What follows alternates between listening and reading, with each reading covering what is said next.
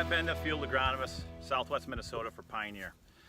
Today we're going to discuss a few tips on delayed soybean planting. Here it is, the end of May, beginning of June. We got quite a few acres of soybeans still need to go in across this region.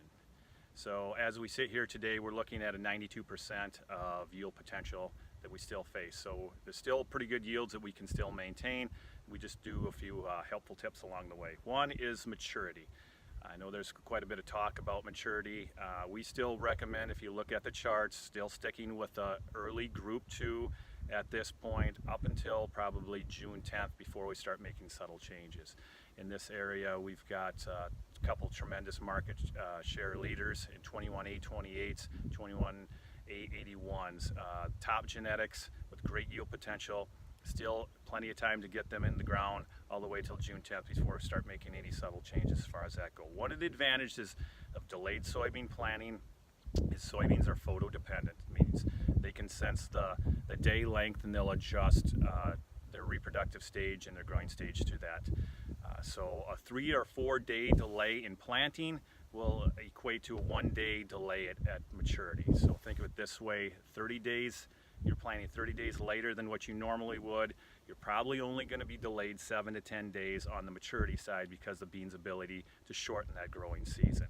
And along that lines, because the soybean will shorten, one of the things that we're missing out on is the size of that soybean. So another thing we're going to consider is increasing plant population 5 to 10%. So soybean yield comes from nodes per acre. If you plant a regular soybean the end of April, beginning of May, if you look at that main stem where the potting is going to happen, you're going to have 18 to 20 nodes on that main stem where pods could possibly develop. If you plant a soybean now, because of the shortened growing season, we're only looking at probably 13 to 14 nodes where that reproduction can occur. So one thing we want to do, increase the nodes per acre out there. We increase that by planting more soybeans, increasing that population 5 to 10% along the way. The other thing we want to do is we can't afford any more delays. Stick with seed treatments. We always recommend seed treatments, whether it be the cool, wet weather that we experienced prior to this that got us to this delay, or as now as more favorable weather happens and we warm up, we're still in the wet conditions, a perfect breeding ground for Phytophthora, and we have the industry's leading top protection and Lumigen seed treatment for Phytophthora. Increase that vigor out of the ground, get the beans out of the ground, protect it against any fungal diseases, and make sure that we don't slow that bean down and occur any more delays as far as the growth and reproductive stage of the soybeans. So we can do that by obviously still sticking with our seed treatments.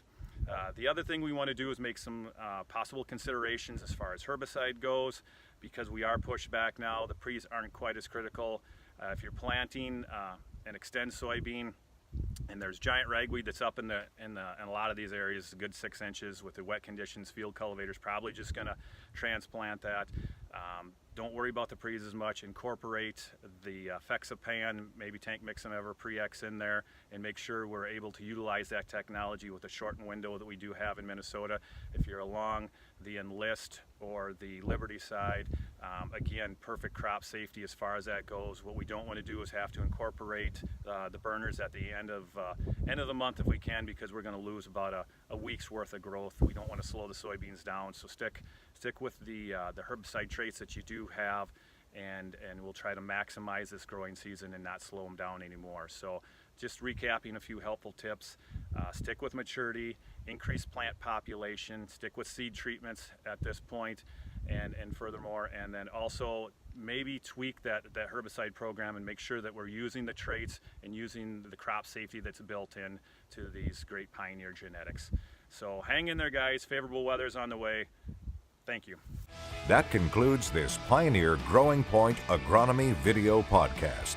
Visit our page on pioneer.com and follow us on Twitter and Facebook for more agronomy insights.